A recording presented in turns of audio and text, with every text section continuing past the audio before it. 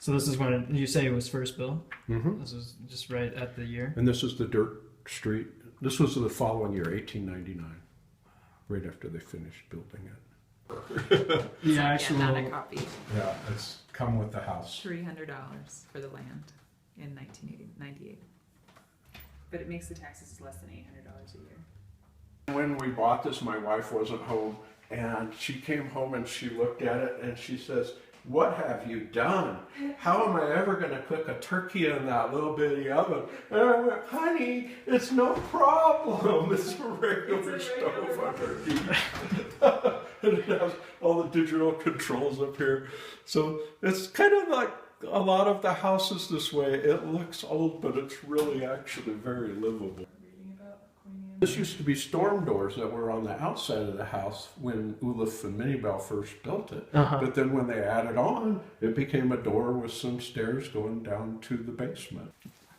This was the coal chute where they used to shovel. The coal truck would come on the outside of the house, and then they would have a big pile of coal there, and they would shovel it, and it would come down through here and be a big pile of coal down here, so that when they were feeding the furnaces and the stove back then, that's where they had their coal supply.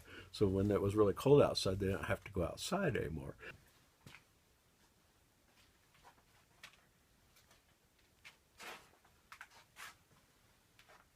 One big fuse, you know, and then they had a handle where they could turn it on or turn it off to replace the fuse.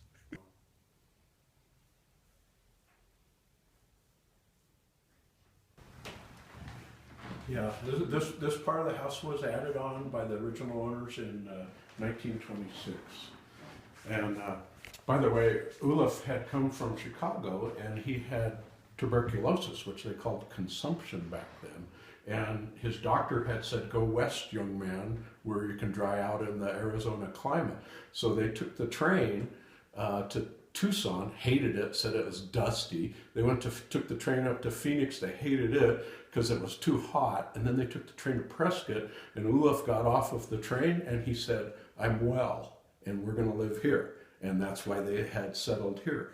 He lived to be 94 years old. They owned this house until 1957.